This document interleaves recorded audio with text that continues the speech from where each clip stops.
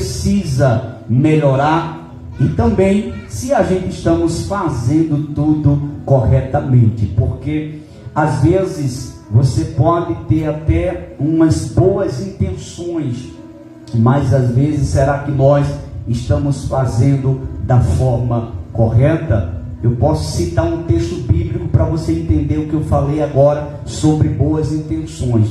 Você lembra de Uzá? Quem era Uzá? Uzá era familiar de Davi. E quando a arca ela foi conduzida sobre bois, que não era permitido, não era certo carregar a arca sobre bois, sobre carruagens, porque a ordem de Deus para com a arca da aliança era que os levitas o conduzissem. Os levitas iam na frente com a arca e o povo de Deus ia atrás. Porém, chegou um certo momento que conduziram a arca sobre bois e Uzá vinha perto. A arca deu uma tombadazinha, e quando a arca foi tombar para cair, Uzá, ele teve uma boa intenção. E qual foi a boa intenção de Uzá? Ele colocou a mão na arca para que a arca não caísse, mas não era permitido. Somente os levitas podiam tocar na arca, somente os levitas podiam conduzir a arca. E o que aconteceu? Deus o matou ali diante da arca, na mesma hora. Ou seja, então, boas intenções não é tudo, mas nós precisamos fazer o correto, o certo, mas tudo de acordo com o que a Bíblia está estabelecendo e nos ensinando. Mas não é sobre isso que a gente vamos falar, né? Nós vamos falar sobre esse tema que nós citamos aqui para os irmãos, que está em João capítulo de número 4. Aí os irmãos vão deixar as vossas Bíblias abertas, porque nós estamos em um ensinamento. Deus abençoe Rose, né? É Roseli, né? Não, me atrapalha. Rose Kate, né? Deus abençoe a sua irmã que está aí. Sejam muito bem-vindos, tá bom? E nós vamos falar neste momento. Qual foi o tema que eu citei para os irmãos? Em espírito e em verdade. Meus irmãos, esse texto do Evangelho de Cristo Jesus, segundo escreveu João, no capítulo 4, qual foi o primeiro versículo que nós lemos? O 23, que diz assim: mas a hora vem, e agora é, em que os verdadeiros adoradores adorarão o Pai em espírito e em verdade, porque o Pai procura a tais, está no plural, não diz assim o Pai procura, mas o Pai procura o que? A tais, plural, que assim o adorem. Por que essa expressão, que assim o adorem? Porque existia adoração que não era em espírito e em verdade. Certa vez a Bíblia vai dizer um texto assim: esse povo me honra com a boca, com os lábios, mas o seu coração está longe de mim. Ou seja, eles não adoravam em espírito e em verdade. E o que me chama a atenção é que o Pai procura. Irmãos, você sabe o que é procurar, né?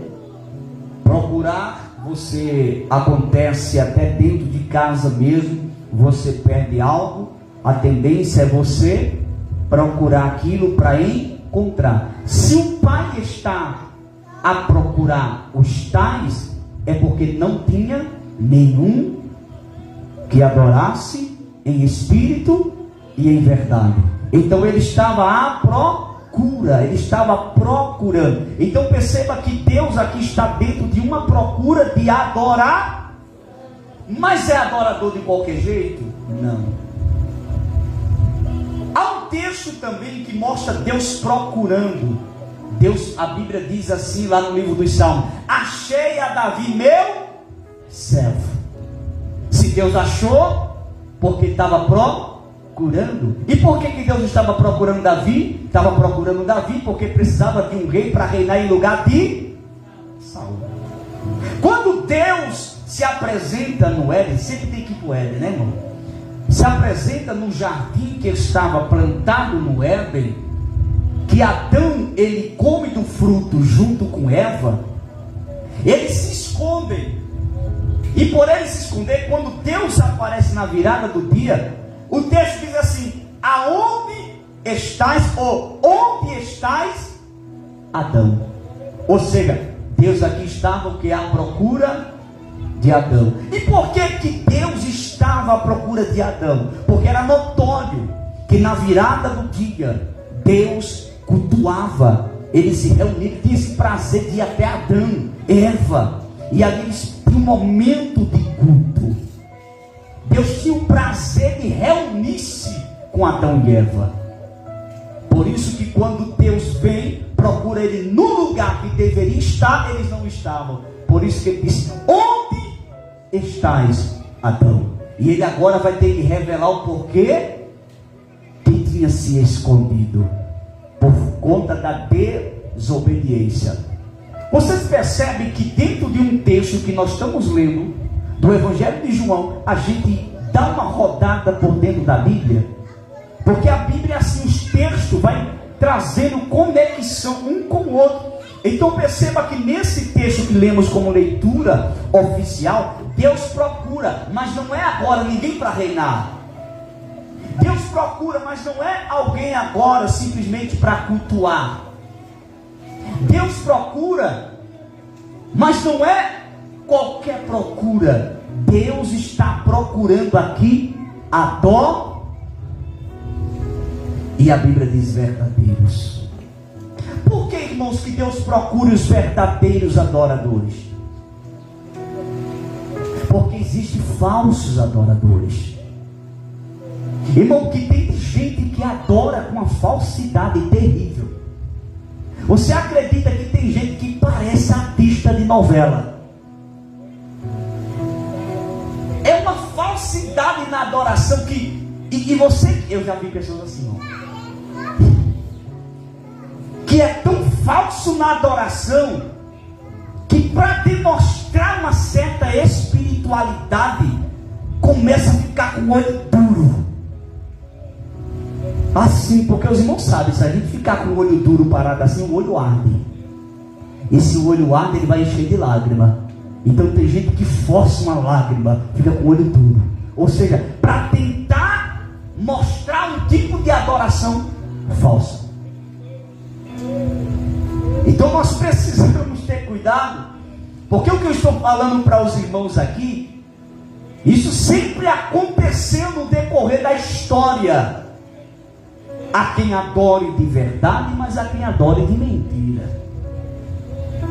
Por isso que aqui, quando o Senhor se apresenta, Jesus falando desse texto do Evangelho de João, no capítulo 4, o cenário aqui não era um cenário qualquer.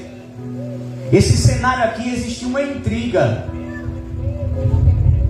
Pastor Jair, nesse capítulo 4 existia uma intriga? Existia. E intriga é coisa do cão. Intriga é coisa do diabo.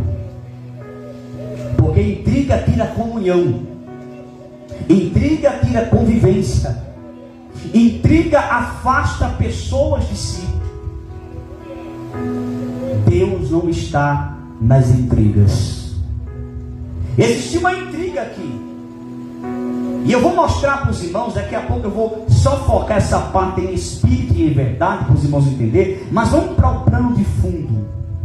O capítulo 4 e o versículo de número 1 diz assim: e quando o Senhor veio a saber que os fariseus tinha ouvido que Jesus fazia e batizava mais discípulos do que João, porém isso era mentira, porque Jesus nunca batizou ninguém em águas.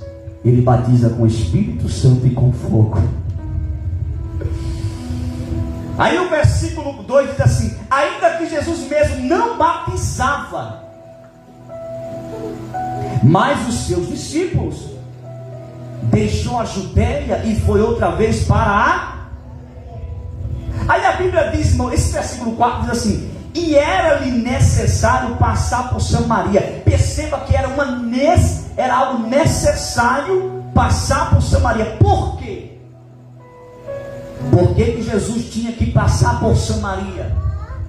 Porque Jesus sabia que ali existia uma intriga, e essa intriga tinha que ser quebrada, e só Jesus podia quebrar essa intriga que havia em Samaria. E nós vamos ver que intriga foi essa. Versículo de número 5: e foi, pois, a uma cidade de Samaria chamada Sicá, junto da herdade que Jacó tinha dado a seu filho José, e estava ali a fonte de Jacó. Jesus, pois, cansado do caminho, assentou-se assim junto da fonte. Era isso quase a hora sexta. Versículo 7: veio uma mulher de Samaria tirar água, e disse-lhe Jesus: dá-me de beber. Irmãos, quando Jesus, porque olhe para cá para você entender, por que a mulher identificou que Jesus era judeu? Porque a vestimenta era diferente. Há quem diga que roupa não salva. Eu também concordo, porque quem salva é Jesus. Quem salva é o sangue que Jesus derramou na cruz do Calvário. Mas a roupa identifica quem é você e de que linhagem você faz parte. A roupa vai dizer quem é você.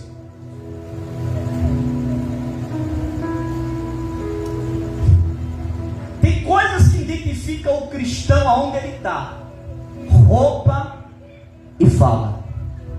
Pedro tentou se esconder na fogueira. Alguém olha para Pedro e fala: ei, tu és um deles. Ele diz: não sou.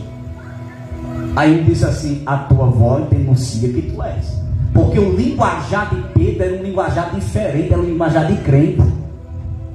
Porque crente tem um linguajar diferente, crente não anda com gírias. O linguajar do crente é diferente. A palavra que sai da boca do crente é uma palavra assim, sim ou não. A Bíblia diz que uma fonte não pode jorrar duas águas.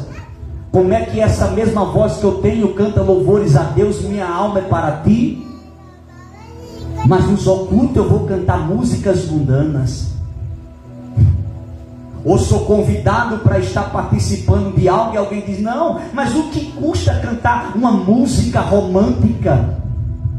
Se não for evangélica, não pode. Ah, mas essa letra dessa música não é uma música pornográfica, não é uma música que ofende ninguém, é uma música que é uma historinha bonitinha. Cuidado, é músicas, composições mundanas. Não cante, não compartilhe, não bote fotozinha em WhatsApp e nem em páginas de redes sociais, que às vezes as pessoas não vigiam, aí acha bonito aquele negocinho porque tem uma frasezinha bonita, mas o conteúdo daquilo ali é uma produção de alguém mundano, é uma música mundana. Aí você vai e compartilha, você vai e coloca na foto ali para ficar como fundo musical algo mundano. Cuidado, porque a Bíblia diz que uma fonte não pode jorrar duas águas. Ou é ou não é. Tem tanto louvor, varão, lindo, tanto louvor de homenagem para mães, papais, para aniversário. Por que eu tenho que colocar algo mundano? Por que você vai ter que escolher logo uma melodia mundana para dar uma felicitação para alguém? Tenha cuidado, vigie. São detalhezinhos que identificam quem você é. São detalhezinhos que mostram que você precisa de mudança, de transformação ainda. E às vezes atrapalha o que Deus tem com você. Então, meus irmãos, o versículo 8 diz assim, ó. Versículo 8: porque os seus discípulos tinham ido à cidade comprar comida. Porque tinha coisas, irmãos, que Jesus não podia estar junto com os discípulos. E essa cena aqui foi uma delas. Jesus não podia estar junto porque tem coisas que é entre Jesus e a pessoa. E nesse momento aqui Jesus ia revelar coisas extraordinárias. Então o diálogo imediato ali, eles não podiam. Depois tiveram informação para poder escrever. Mas imediato ali, no momento, eles não podiam ouvir aquele diálogo de Jesus. Porque tem coisas que é entre você e Deus. Tem coisas que não é com o seu vizinho. Não é com uma pessoa conhecida. Não, tem coisas que é só você e Deus. E se você não souber entender isso, você vai entrar em rascadas. Aí os discípulos vão para a cidade comprar comida. Aí o versículo 9 diz assim: disse-lhe pois a mulher. Aí a mulher agora entra em ação. Disse-lhe pois a mulher samaritana. Ela era o que? Uma? Como sendo tu judeu? Jesus não disse que era judeu. Jesus não chegou para ela e disse: olha, eu sou judeu. Não, Jesus só chegou para ela.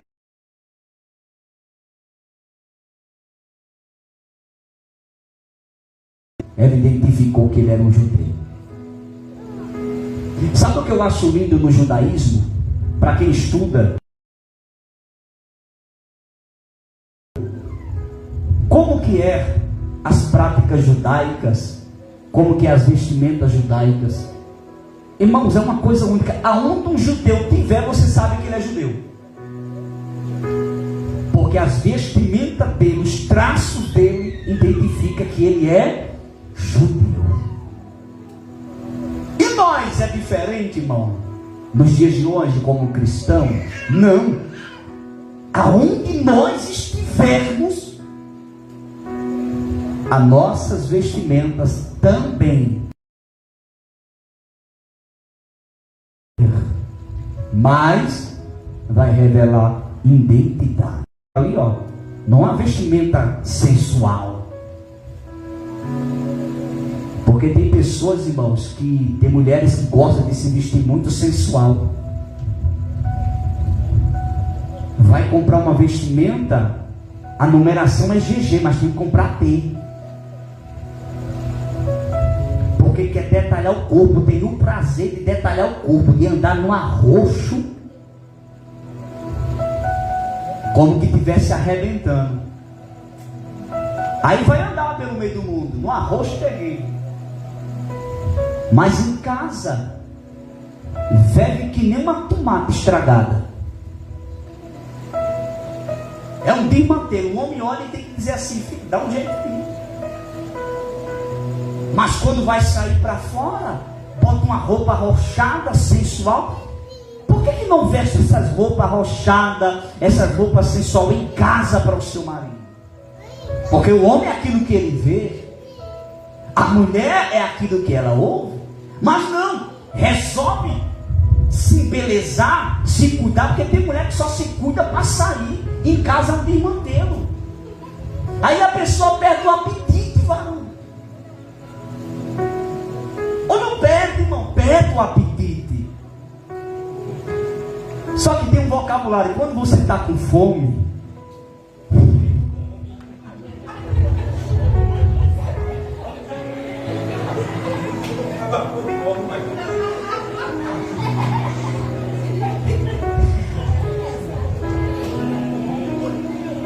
mas irmãos, é importante você, se cuidar. Da mesma forma, nós também, irmão, nós também temos que se cuidar. Porque tem gente que diz: não, depois que eu casei já está de bom, já tem meu esposo, já tenho minha esposa. Não é assim não, filho. Você tem que continuar. O relacionamento, percebe, uma coisa puxa para outra. Meu pai, sim, porque esse texto me fala de relacionamento. Porque assim, o relacionamento não é uma coisa somente no namoro, irmão. Não é aquela coisinha que você conquistou a sua esposa, que agora a esposa conquistou, aí era bombom, chocolate, aquela coisa, para um perfume cheiroso. Aí, ou seja, casou, parou de existir. Não, irmão. O relacionamento é uma vida contínua. Você sabia disso? O relacionamento é uma vida contínua de conquista. você tem que conquistar todos os dias a sua esposa. Você tem que conquistar todos os dias o seu marido. E não pense que eu estou falando que isso é brincadeira não, porque tem muito casamento sendo destruído porque o amor se apagou. E por que o amor se apaga? Porque fica uma rotina, vai. É aquela mesma coisa dentro de casa, não bota um negócio quente.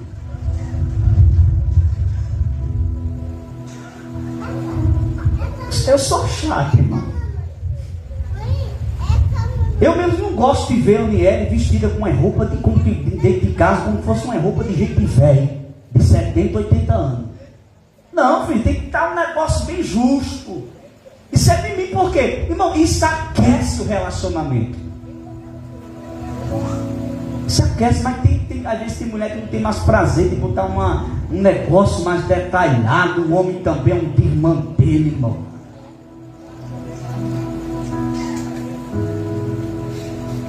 Às vezes o camarada era novo, era um cheiro, né, irmão? Era um cheiro. A mulher dizia: pai, isso tá cheiroso, não? E o cara ficava todo empolgado. Casou, irmão, nem perfume compra mais. Nem um perfume não compra mais. Se a mulher não fizer um milagre e comprar, ele não compra não. É sério, irmão. É importante que os irmãos aprendam isso aqui.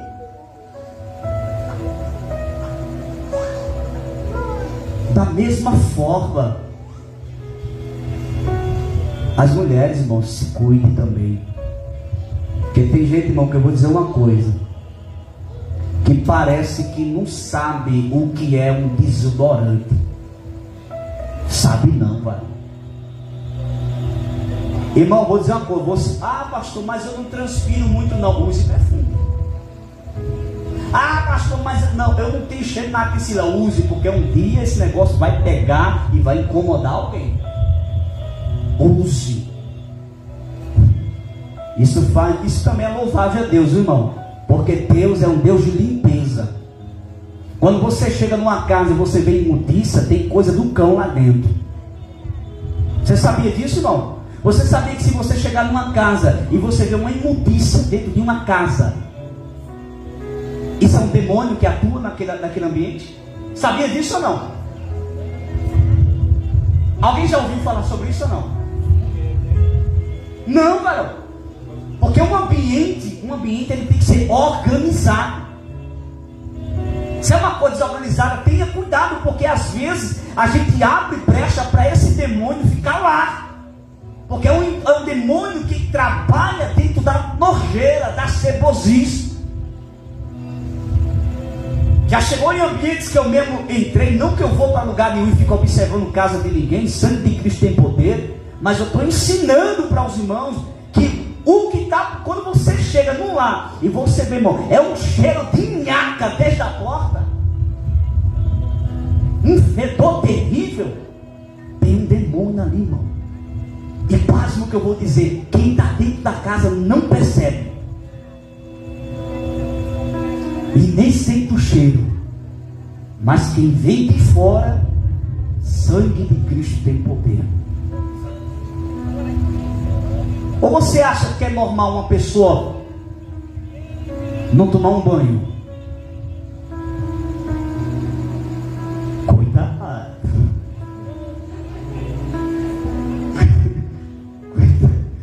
Cuidado. Eu sei que aqui tem água, não, irmão?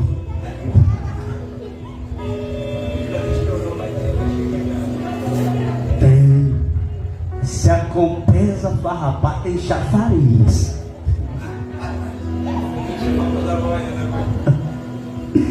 Cuidado, irmão. Porque você sabia, irmão, que tem gente, irmão, que toma banho de 3 dias, 3 em 3 dias. É como que fica na ressurreição de Cristo. É como que 3 dias está morto, no terceiro ressuscita, irmão. Não é brincadeira não, mano. Ô irmãos, parece uma coisa, eu vou entrar no detalhe do texto aqui, mas eu preciso falar sobre isso, porque parece uma coisa sem sentido, mas não é. Você precisa ter conhecimento disso, para você saber quem está por trás disso. Tenha cuidado. Se curve. Aí ela vai dizer assim, ó, vamos para o texto novamente. Versículo 9. E disse-lhe, pois, a mulher samaritana: como sendo tu judeu me pedes de beber a mim, que sou mulher o quê? Aí olha o que o texto diz. Aqui nós vamos identificar uma certa intriga, porque os judeus não se comunicavam, ou seja, não falavam com os samaritanos. Eles tinham uma intriga. Então, quando Jesus chega e fala para essa mulher, dá-me de beber, Jesus quebra o que? A intriga. Porque o nosso Deus é Deus de comunhão. O nosso Deus é um Deus de união. Nosso Deus é um Deus de unidade. E é impossível que a glória de Deus desça em um ambiente que há desunião. Não desce. A Arca da Aliança é um símbolo da presença de Deus. Em cima da arca tinha uma tampa chamada propiciatório. A Arca da Aliança foi banhada de ouro. A quantidade de ouro que foi colocada dentro da arca dava o banho na arca 7 vezes por fora. Por que se usou mais ouro dentro da arca? Porque o trabalhar de Deus na vida do ser humano começa de dentro para fora. A maior preocupação de Deus inicial é tratar o que está dentro, porque tem gente que é bonito por fora, mas está feio por dentro. Tem gente que por fora está bem, mas por dentro está ruim demais. Então a preocupação de Deus é tratar dentro. E em cima de uma tampa que chama-se de propiciatório. A Arca da Aliança foi feita com a pior madeira da época, a madeira chamada de acácia. Era uma madeira ruim de trabalhar, irmão. Nenhum carpinteiro na época gostava de trabalhar com a madeira de acácia, que era uma madeira ruim de negócio. Essa tampa chamada propiciatório tinha 2 querubins. Fique de pé para a gente fazer uma ilustração aqui, auxiliando, por favor. Você vai entender. Se eu ficar aqui, faça assim dessa posição. Assim. Isso. É assim. Irmãos, existia 2 querubins, um de frente com o outro assim. Conectado, a asa conectada uma com a outra. E no meio, descia o que nós conhecemos como cavode, que é a glória de Deus. Aí vem Davi no Salmo de número 133, se não me falha a memória. Abra aí para ver se é isso mesmo. 133, rapidinho, que é muita informação. Salmo 133, a partir do primeiro, diz como bem alto, vamos lá? Oi? Sim. Continue. Ó, com bom e com suave é que os irmãos vivem em união. Sim. Sabe o que significa esse óleo? Na Bíblia tem a tipologia do Espírito Santo, tem a tipologia da presença de Deus, tem a tipologia da graça. Então é impossível, perceba, ó, com bom e com suave é que os irmãos vivem unidos. O óleo só desce se tiver união. Se não tiver união em uma igreja, atrapalha muito, irmão. É por isso que eu sou chato, eu me preocupo muito que haja comunhão entre os irmãos. Porque 2 crentes dentro de um ambiente sem comunhão atrapalham o culto todinho. Impede. Por isso que às vezes em muitos lugares que a gente vai, e quando você vê até aqui mesmo, se você vê um culto pesado, tem falta de união no meio. Porque impede da unção de Deus descer, da glória de Deus descer, quando tem 2 crentes picudos, sem comunhão, com indiferença um com o outro. Nós temos que ter cuidado, irmão. A Bíblia nos ensina tudo. Erra quem quer. Vive no erro quem quer, não melhora quem quer, não pratica quem quer, não vive ela quem quer, mas tem o ensinamento correto da palavra para todos nós, para mim e para você.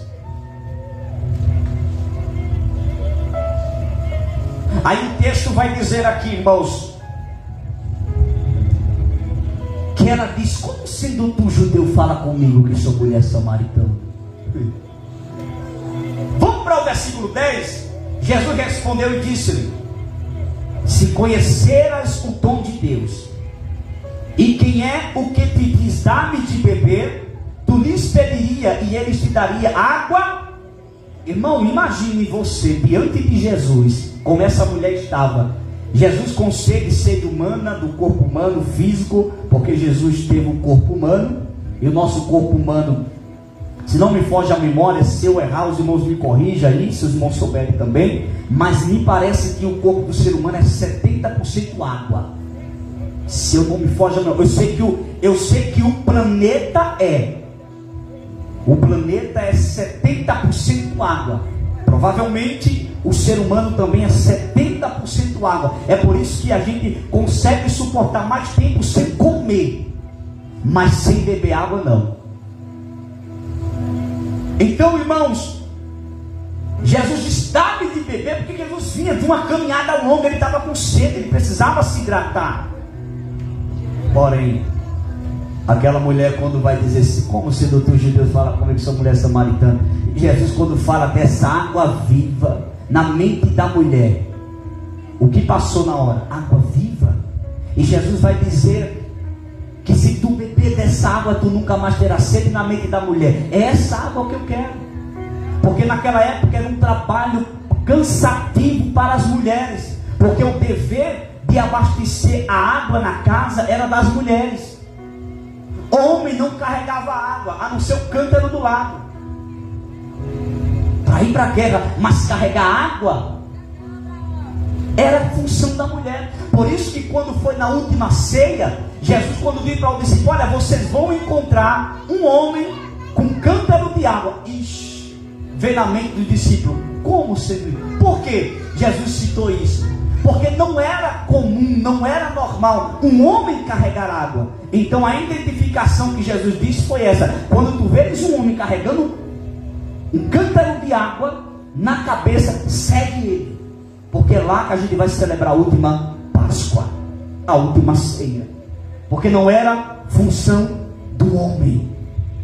Então quando Jesus fala que tinha uma água viva, a mulher diz assim: água viva, na mente dela: eu quero tomar dessa água, porque se eu tomar não tenho mais sede. Porque ela entendeu naquele diálogo que Jesus estava falando de uma água normal, de uma água qualquer, mas Jesus estava falando da salvação. Essa água viva fala da salvação. Ela disse: dá-me, na mente da mulher, se eu beber dessa água que ele está falando, eu não preciso vir mais aqui buscar água, porque eu não vou ter mais sede. Ela entendeu que Jesus estava falando de uma água comum, mas não, Jesus estava falando da salvação. Versículo de número 11, que lê, por favor. Disse a mulher: Senhor, tu não tens com que atirar, o poço é fundo, onde depois tens água viva. Porque ela quis negociar com Jesus. Ela olhou para Jesus e disse assim: Jesus, olha, tu não tem do que tirar a água, o poço aqui ele é fundo. Ela já curiosa, porque o bicho curioso é mulher. Tem homem também que não passa muito longe não, mas a mulher é um bicho curioso. Não pode ver um barulho onde for que já corre para ver o que está acontecendo. Arrisca até a vida. Um barulho na rua, brecha pela janela, pela brecha da fechadura, abre um pouquinho a porta, tem que saber o que está acontecendo, porque mulher tem isso. E esse foi o maior erro de Eva, a curiosidade. Foi o que trouxe a destruição.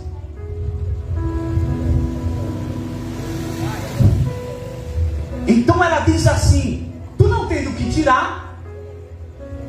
Ela já queria negociar. Vamos lá buscar, na nossa linguagem, vamos lá buscar logo essa água viva. Já que tu tens essa água viva, vamos buscar, porque eu já quero tomar dela.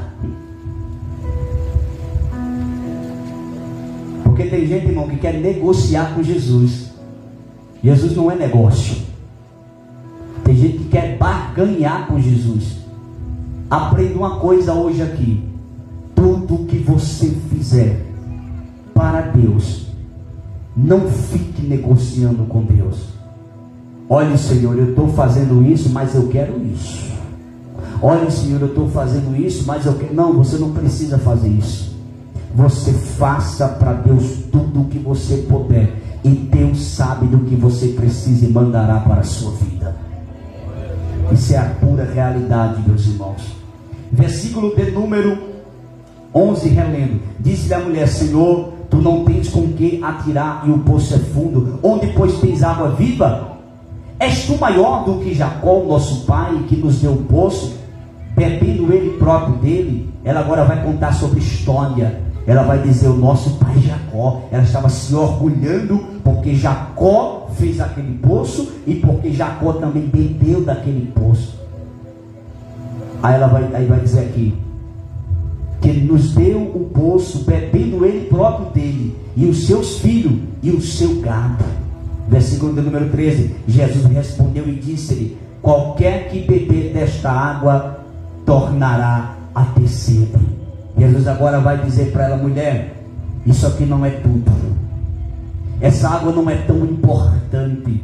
É necessária para a sobrevivência humana, mas não é tudo. Mas a água que eu tenho,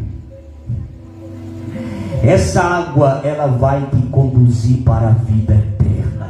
Oh, meus irmãos, eu fico imaginando a alegria daquela mulher ouvir esta palavra. Eu vou reler para os irmãos aqui, ou melhor, continuar lendo o versículo 14. Mas aquele que beber da água que eu lhe der, nunca terá sede, porque a água que eu lhe der se fará nele uma fonte de água a jorrar para a vida eterna. Ele está dizendo para a mulher: mulher, eu tenho uma água. Essa água é a salvação, que vai te conduzir para a vida eterna. Mas mesmo essa mulher ouvindo tudo isso, ainda não foi o suficiente para ela. Porque tem coisas que Jesus tem que ir no profundo. Tem coisas que Jesus fala uma vez, fala duas, fala três, fala quatro, fala cinco, fala seis, e a pessoa só fica balançando a cabeça. É verdade. Aí chega um certo momento que Jesus tem que revelar o oculto e o escondido, que é para a pessoa saber que Deus está falando. Que não precise chegar a este ponto em nossas vidas, que nós possamos ouvir a voz de Deus e a orientação dele quando ele falar. Olha o que diz o versículo de número 15. Versículo de número 15. Disse-lhe a mulher: Senhor, dá-me dessa água, para que eu não mais tenha sede, e não venha aqui tirá-la. Os irmãos entenderam o que eu falei? Porque a preocupação dela era que ela não queria mais estar carregando água, porque não era fácil. Você lembra de Rebeca? O que Rebeca fez? Um trabalho, mãe, árduo. Carregar água para abastecer a casa. As mulheres também tinham a função de carregar a água para matar a sede dos animais que o seu esposo criava, cultivava. Era um trabalho pesado. Então essa mulher pensava que Jesus estava falando dessa água natural, conhecida, se não me foge a memória, H2O. Porque ela não queria voltar mais para ali para tirar água. Aí o versículo 16 acompanha. Disse-lhe Jesus: vai, chama o teu marido e vem cá. Aí o negócio apertou. Porque agora Jesus vai começar a tratar com ela na intimidade. Jesus agora vai começar a tratar com ela de dentro para fora. Jesus olha para a mulher e fala assim: ei, vai lá. Na nossa linguagem, estou interpretando para você. Busca lá o teu marido. Quando Jesus fala isso, a consciência da mulher começou a pesar. Porque Deus, quando começa a falar, a primeira coisa que acontece na vida de quem está vivo é a consciência pesar. De quem está morto, não sente mais nada. A consciência pesa logo quando Deus começa a falar em alguns pontos conosco. A consciência dessa mulher pesa. Versículo 17. A mulher respondeu, imediatamente ela já falou isso. A mulher respondeu e disse: não tenho. Tem um ponto aí na sua Bíblia? Porque ela afirmou, ela já deixou certo. E Jesus diz a ela: vai buscar o teu e vem cá.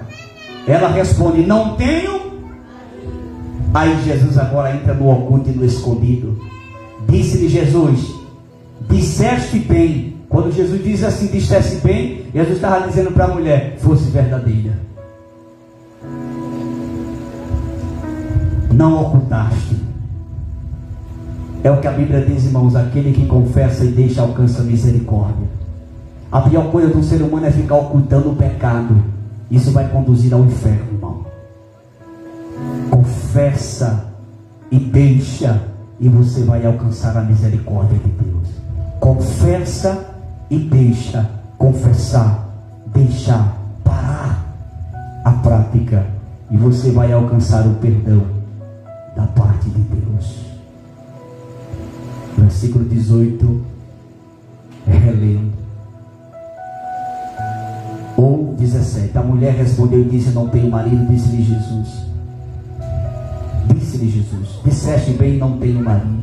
Aí o versículo 18: porque tivesse 5 maridos. Preste atenção nesse ponto aqui, para você nunca ouvir essas ministrações erradas por aí e pensar que é isso. Eu já vi pessoas pregando e dizendo que essa mulher era uma prostituta. Essa mulher não era uma prostituta. Na verdade, essa mulher teve 5 maridos. Dentro da cultura judaica, dentro da Bíblia, a expressão marido é papel assinado. É compromisso de aliança. E quando Jesus diz que ela teve 5 maridos, está dizendo que ela teve 5 casamentos. Só que agora o que ela estava era uma prática de prostituição, que não era dela. Aí Jesus vai dizer para ela, quando Jesus fala aqui o que ela tem agora, Jesus não está dizendo que ele era marido dela, estava dizendo: tu tem como esposo, porque a prostituta tem isso na mente, a mulher da vida tem isso, ou as mulheres que destrói casamento e consegue atrair o marido de outra mulher, elas têm isso na mente: é meu marido. Não, ele é um palhaço que está destruindo a família. Mas marido é só de uma mulher só, única mulher. Vamos ler aqui para os irmãos entenderem melhor. Versículo 18 eu vou reler. Porque tivesse 5 maridos, e o que agora tens não é teu. Quando Jesus fala tens, não quer dizer que ele era marido. Essa expressão tens, dentro das cópias dos originais, está falando de pensamento. Aquilo que você está pensando que é teu marido, não é.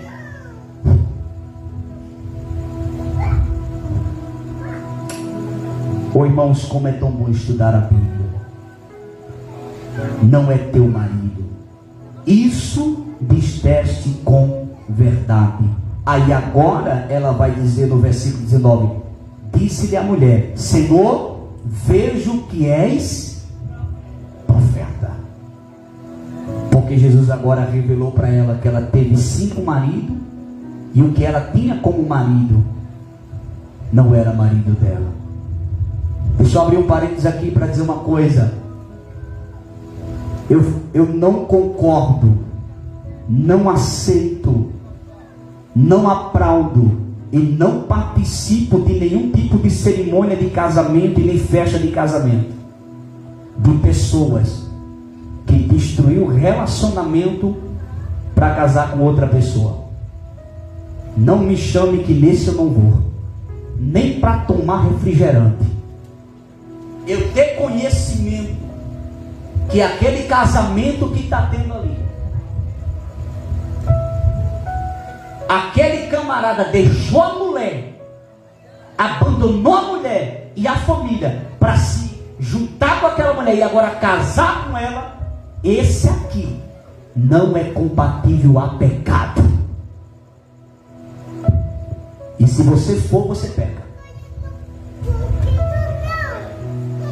Você está sendo convincente com aquilo ali. Você saber que aquele relacionamento ali foi criado de um relacionamento que foi destruído.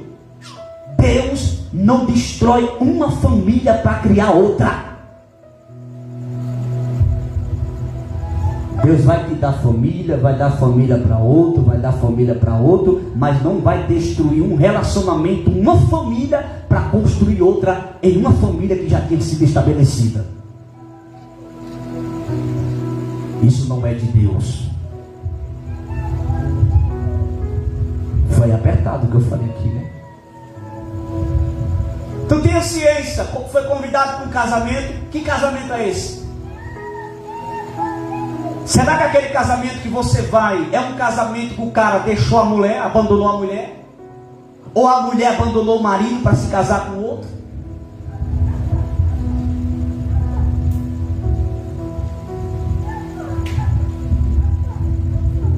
Eu não estou falando de um relacionamento que chega em um certo momento, por exemplo, que Deus o livre que chega na sua vida, aquele relacionamento que a mulher não quer mais viver com o homem não quer mais viver com a mulher, os dois de ambos acordos se divorciam e seguem sua vida. Aí está livre. Mas abandonar a mulher de casa para se juntar com outra, ou a mulher abandonar o marido em casa para se juntar com o outro, e amanhã está um crente participando de um relacionamento, de um casamento desse. Esse aqui não vai não. Podem me chamar de grosso, de quadrado, do que quiserem, mas eu não sou compatível ao que é antibíblico. A Bíblia diz assim: o homem deixará a sua mãe e une será a sua mulher. O desejo de Deus é que o relacionamento vá até o fim.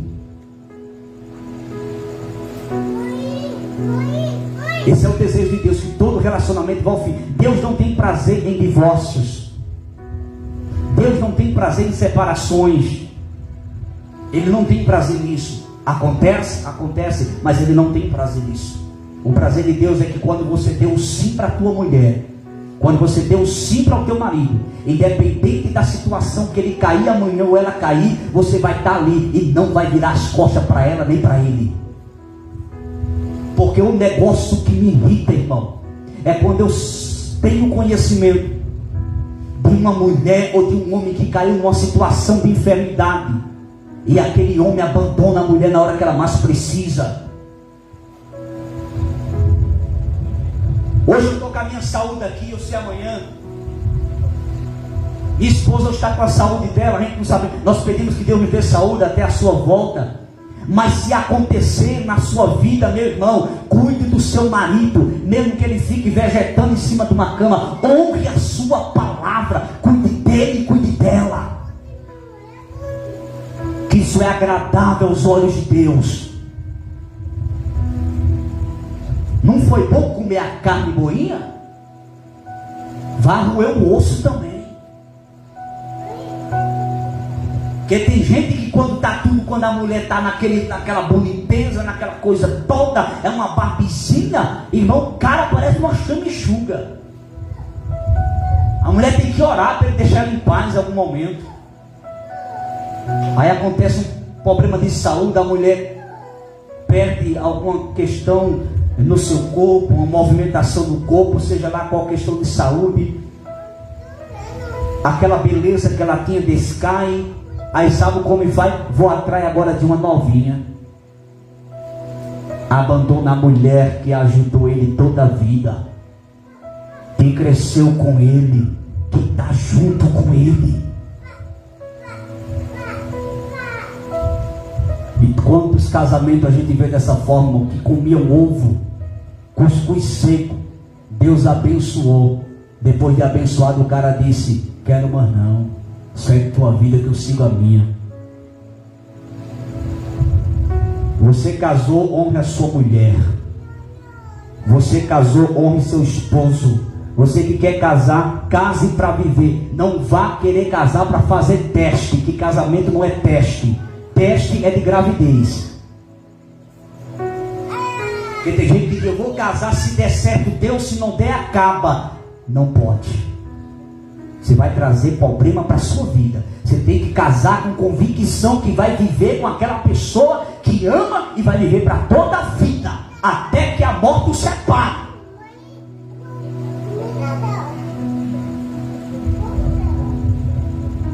Jesus disse: olha, o que tens aí não é teu não, tá? O que Jesus está dizendo? Eu não sou convincente dessas coisas não, viu?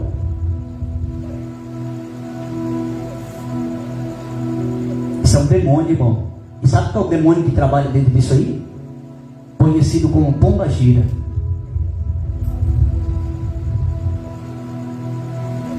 Que destrói o casamento, faz com que a mulher traia o marido, se prostitua. É ela que faz com que o marido se torne um prostituto, mesmo tendo sua mulher em casa. Quem está atuando na vida dessas pessoas? A pomba gira. Isso é um demônio. Se você tem um marido não crente que vive, você sabe que vive com uma prática errada aí fora, ore por ele. Não abandone porque é seu marido, não dê seu lugar, mas ore por ele e diga: Senhor, afaste esse demônio da vida do meu marido, afaste esse demônio da vida da minha esposa.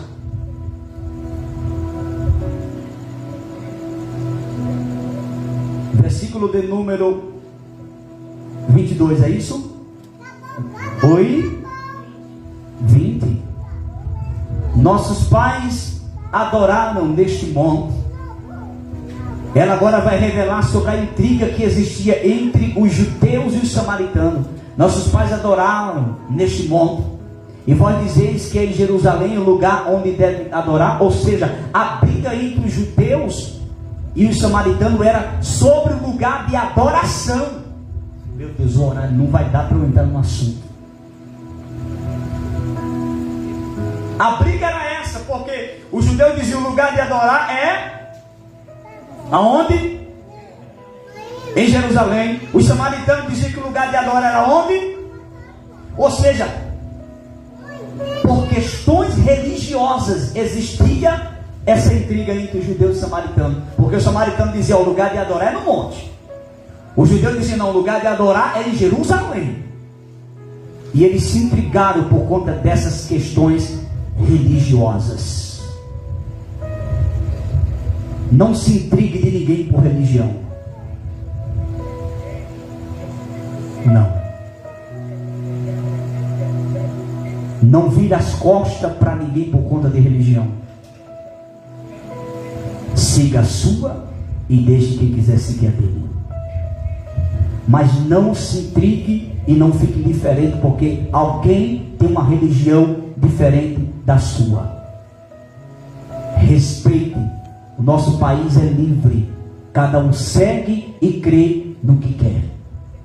Nosso dever como igreja: primeiro, orar para Deus abrir o entendimento. Segundo, se der a oportunidade, falar a verdade, mostrar a verdade, para que aquela pessoa saia do erro. Mas não fique indiferente, não vá arrumar intrigado por conta de religião. Foi o que aconteceu aqui. Os samaritanos diziam: o lugar de adorar é no monte. Os judeus diziam: não, no monte não, é em Jerusalém. Aí Jesus veio e quebrou essa intriga. Aí o versículo 21 diz: disse-lhe Jesus: mulher, crê-me que a hora vem em que nem neste monte, nem em Jerusalém adorareis o Pai? E Jesus está dizendo: olha, a hora vem que não vai ser preciso, olha, você se preocupar com essa questão de monte, de Jerusalém, porque aonde vocês estiverem, vocês podem me adorar. Jesus quebra esse enigma criado entre os judeus e os samaritanos. Aí o versículo de número 22 diz assim: vós adorais o que não sabeis. E a gente está falando agora para a prática da adoração, que não era para o Deus vivo. Os samaritanos: vós adorais o que não sabeis. Nós adoramos o que sabemos. Por quê? Porque a salvação vem dos judeus. Jesus estava dizendo: vocês estão adorando o que não conhecem. Nós somos judeus. Nós temos conhecimento mais do que vocês têm. Mas isso não me faz melhor e nem diferente, e que eu não possa te respeitar. Porém, Jesus vai dizer: a hora, versículo de número 23, mas a hora vem. Ele fala de um futuro, mas como ele é um Deus presente, ele diz assim: e agora é. Ele usa o futuro e ao mesmo tempo se apresenta como presente. Ele diz assim, ó, olha o que diz, versículo 23, mas a hora vem, diga futuro. Só que ele é um Deus presente, onipresente. Aí ele vai dizer: e agora é presente, afirmação, em que os verdadeiros adoradores adorarão o Pai em espírito e em verdade, porque o Pai procura tais que assim o adorem. Jesus estava dizendo: o Pai não está procurando quem adora em monte, o Pai não está procurando quem adora em Jerusalém ou aonde for, não. O Pai está procurando em todos os lugares. O Pai não especificou um monte para procurar o adorador. O Pai não especificou Jerusalém para procurar o adorador, não. Jesus está dizendo: a hora vem e agora é, em que os verdadeiros adorarão o Pai em espírito e em verdade. E ele está dizendo: o Pai procura esses tais. Em outras palavras, Jesus está dizendo: não importa se no monte, você pode adorar no monte, você é livre. Você pode adorar em Jerusalém, você pode adorar em casa, você pode adorar na rua. Aonde você estiver, você é livre para adorar a Deus. É isso que o texto está dizendo. A hora vem, futuro, mas ele está dizendo: chegou, agora chegou. Você pode me adorar aonde você estiver. Aonde? Está lavando louça, está adorando. Está varrendo a casa, está adorando. Está no colégio, está adorando. Está no trabalho, está adorando. Está dirigindo o carro, está adorando. Está pilotando a moto, está. Não importa aonde você estiver, está na congregação, congregando, cultuando, adorando a Deus. Não importa aonde você estiver, em relação de adorar, você pode adorar a Deus. Todo meio da feira pode adorar a Deus. Todo na rua pode adorar a Deus. Ele é digno de ser adorado em todos os lugares, porque a Ele e para Ele são todas as coisas. Meu Deus, 3 minutos. Deixa eu ler aqui rápido um negócio para os irmãos, senão vai ficar um pouco sem conexão. A gente falou sobre em espírito e em como viver uma vida, irmão, em espírito e em verdade. A primeira coisa, para você viver em verdade, você tem que ter um espírito. Porque é impossível que alguém ande na verdade sem ter um espírito, irmão. Por que o mundo da inveja não engana? Porque não tem o espírito. Mas quando nós aceitamos a Cristo como Salvador, imediatamente nós recebemos o Espírito Santo. E Ele habita em nós, Ele mora em nós, como o apóstolo Paulo disse: vós sois templo e morada do Espírito Santo. Então, quando o Espírito Santo mora em nós, nós temos como andar em verdade. Coisa linda, né, irmão? Vamos continuar aqui. Viver no Espírito. Esse Espírito aqui agora também, porque entenda, existe andar em Espírito e existe viver em Espírito. Tem uma certa diferença. Andar em Espírito e viver em Espírito. O andar em Espírito vai apontar o teu caráter, o teu testemunho aonde tu estiver. O viver em Espírito é uma vida de intimidade com Deus. É uma vida de adoração. É uma vida de louvor. Viver. Andar e viver. Tem gente que anda em espírito, mas não vive em espírito. É uma pessoa sem vida. Viver no espírito no contexto religioso cristão significa ter a vida de Deus dentro de nós. Vou repetir: viver no espírito no contexto religioso cristão significa ter a vida de Deus dentro de nós. E como isso é possível? Pelo Espírito Santo, porque Ele está em você.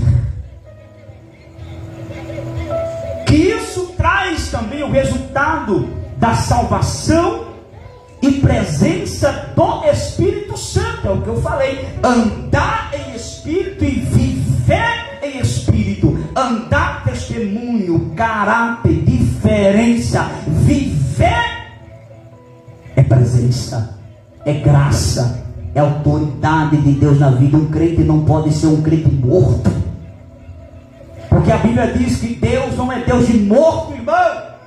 Ele é Deus de vivo. Nós temos que estarmos avivados. Eu tenho que estar avivado. Vocês têm que estar avivados. Nós temos que viver uma vida de avivamento, para que nós possamos oferecer a Deus uma adoração verdadeira e não fingida. É uma condição, não um mérito, que nos transforma em novas criaturas. Andar no Espírito, por outro lado, é uma escolha diária de viver segundo os princípios e a vontade de Deus, porque eu não posso obrigar ninguém a andar na verdade. Eu não posso obrigar ninguém a andar em espírito e nem viver uma vida no Espírito. É você que tem que tomar essa decisão de andar em espírito e viver uma vida no Espírito. É uma escolha pessoal sua. Orar em espírito no contexto religioso cristão significa orar sobre a influência e direção do Espírito Santo, buscando a vontade de Deus e não apenas as próprias vontades. Porque, irmãos, a oração ela é um mistério. Quando você está de joelho ali, você está orando. Existem duas fases. Você ora em espírito e você ora no Espírito. Em espírito fala do teu espírito. É aquela oração que você está ali pedindo algo a Deus. Senhor, entra com providência, abra as portas, faz um milagre. Você está orando com o seu espírito. Agora, orar no Espírito, aí é no sentido do Espírito Santo. Só quem é batizado com o Espírito Santo, que aí vem os idiomas de línguas. Oh, glória a Deus, irmão. Deixa eu adiantar aqui, meu Deus, com tanta coisa. Eu queria que os irmãos notassem as referências para os irmãos lerem em casa, que não vai dar tempo ler, já foi as horas. Mas deixa eu adiantar aqui. Orar em espírito num contexto religioso cristão significa orar sob a influência e direção do Espírito Santo, buscando a vontade de Deus e não apenas as próprias vontades. É uma forma de oração que transcende as palavras e se conecta com a verdade espiritual, buscando uma comunhão mais profunda com Deus. Orar em espírito refere-se a uma forma de oração onde se busca a intercessão do Espírito Santo, pedindo ajuda para orar de forma mais eficaz, especialmente quando as palavras faltam ou a situação é complexa. A Bíblia sugere que o Espírito Santo intercede por nós com gemidos inexprimíveis. Efésios capítulo de número 6, 18, marca aí para você ler em casa. Efésios capítulo 6, versículo 18. Efésios capítulo 6, versículo 18. Efésios capítulo 6, versículo 18. Olhem no Espírito. Esse Espírito aqui está falando do Espírito Santo. Ore no Espírito em todas as ocasiões, com toda oração e súplica. Tendo isso em mente, estejam atentos e perseverem na oração por todos os santos. Agora escreva aí para você ler em casa também, Romanos capítulo 8. Romanos capítulo 8. Romanos capítulo 8, versículo 26 e 27. Romanos capítulo 8. Romanos capítulo 8, versículo 26 e 27. Também o Espírito, esse Espírito é o Espírito Santo, também o Espírito semelhantemente nos assiste em nossa fraqueza, porque não sabemos orar como convém, mas o mesmo Espírito intercede por nós soberanamente, com gemidos inexprimíveis, e aquele que sonda os corações sabe qual é a mente do Espírito, porque segundo a vontade de Deus é que Ele intercede pelos santos. Quando você ora em Espírito, oh glória a Deus, o Espírito Santo, Ele faz uma interpretação na tua fala e leva até a presença de Deus. E para encerrar, escreva aí Judas, o livro de Judas, coloca aí Judas capítulo 20. Ou seja, versículo 20, que Judas não tem capítulo. Judas, versículo 20. Judas, versículo 20. Judas, versículo 20. Fica lá no finalzinho da Bíblia. Diz assim: vós, porém, amados, edificando-vos na vossa fé santíssima, orando no Espírito Santo. Isso fala do Espírito Santo. Ore, irmão, e quando você estiver neste momento de oração, não fique só em uma dimensão de oração, não fique somente no seu espírito, mas ore em espírito, que é o seu espírito, mas ore no Espírito. Busque a intimidade mais profunda com o Espírito Santo. Peça para o céu se abrir sobre a sua vida. Peça dons espirituais. Peça para Deus te revelar o que ainda ninguém viu. Deus tem muito para nós, mas para isso é preciso termos uma vida diferenciada. Nós precisamos viver em espírito e em verdade. Quem vive em espírito não anda na mentira, anda na verdade. Quem vive em espírito não anda no engano, anda na verdade. Porque Jesus disse: eu sou o caminho, a verdade e a vida. A Bíblia também diz: seja porém o vosso falar sim, sim, não, não. Por quê? Porque quem anda em espírito anda na verdade. E quem anda na verdade tem uma palavra só: sim ou não. Eu quero abrir a oportunidade para 3 pessoas bem rapidamente aqui. Vim aqui à frente e falar o que você aprendeu neste ensinamento de hoje. A primeira pessoa pode vir, pega o microfone e fale. Eu quero só 3 pessoas, senão o mano sai daqui hoje.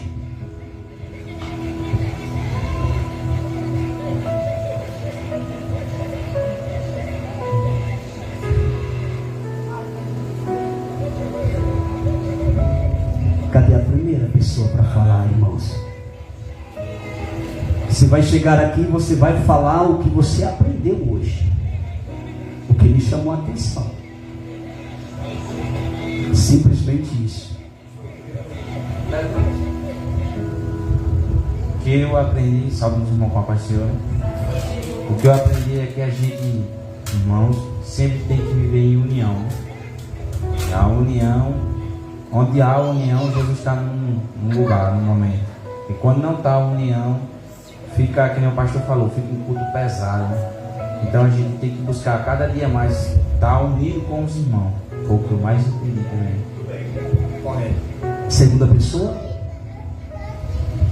Vamos lá, rapidinho para a gente ir embora, senão você sai daqui 9h30.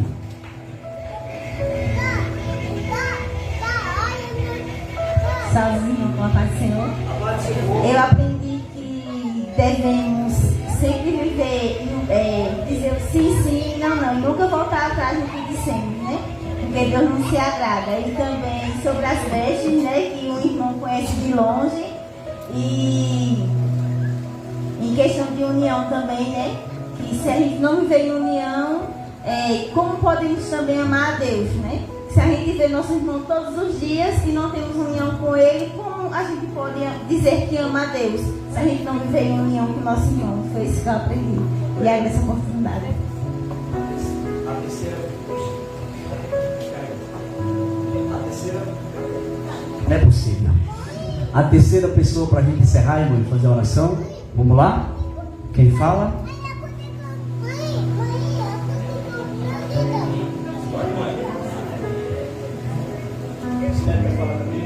Só todos com a paz do Senhor. Um dos detalhes, né, que também chamou a atenção, como foi explicado essa noite, é que a gente andar em espírito se trata do nosso caráter, do nosso testemunho de vida, que é o que o mundo eles observam em nós, né? Muitas das vezes a gente não precisa nem falar, como a passagem da Bíblia fala, que Jesus chegou até aquele poço e ele não precisou dizer que ele era um judeu, mas a mulher em vê-lo conheceu que ele era judeu. E mesmo assim somos nós, pois nós somos luz do mundo e sal da terra, né? Onde quer que nós estejamos, as pessoas estão nos observando, nos olhando e até mesmo o nosso testemunho de vida. E viver em espírito é nós termos a presença do Senhor em nossas vidas, né? É ter Deus dentro de cada um de nós. Amém? Auxiliar Ed, quer falar também?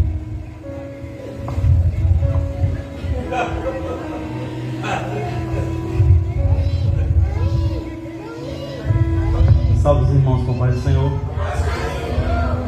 Esse culto de hoje, irmãos, o que eu aprendi e o que eu entendi é que a gente aí no meio da sociedade, é que nem a Isaniel falou, ela tirou as palavras da minha boca, né? A gente no meio da sociedade aí, hoje, tiro por mim, né? Hoje, quando eu seja trabalhando, seja muitas vezes passando na rua, as pessoas que antigamente brincavam, zombavam, né? Hoje eu passo, escuto só as pessoas dizer assim: olha, aquele ali é um homem de Deus, viu? Porque como ele era antes e o que ele é hoje, aí o que eu vejo nisso, pastor, é como a palavra diz, né? É o brilho do Espírito Santo que brilha em nós, que as pessoas veem em nós isso, né? Eu agradeço a vontade. Mais alguém quer falar, irmão? Ainda dá tempo. Não deu 10 horas ainda? Amém? Vamos ficar de pé? Deus abençoe os nossos visitantes, Deus abençoe nossos irmãos. A oportunidade sempre está em aberto para quem quer entregar a sua vida a Jesus.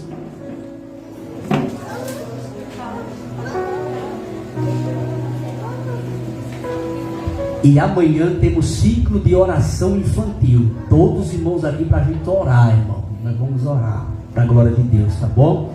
Deus abençoe a todos. Sim, filha, vem cá falar um negócio para ti, não esquecer muita coisa.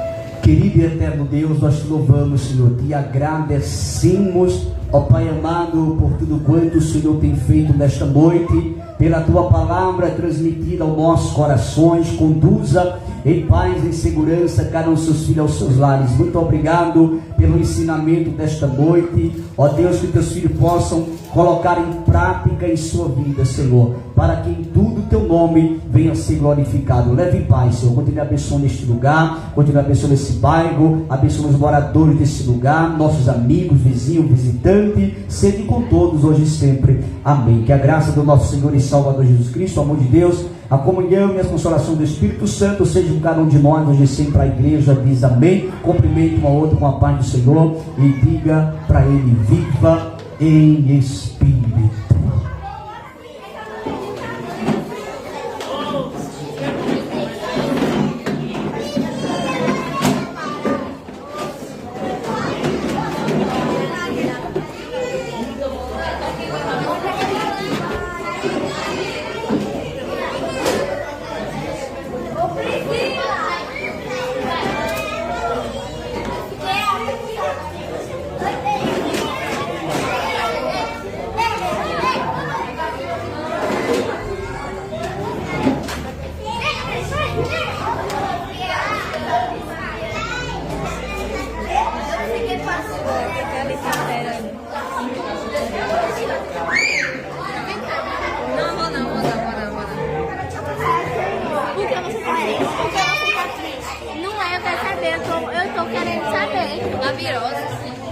Tira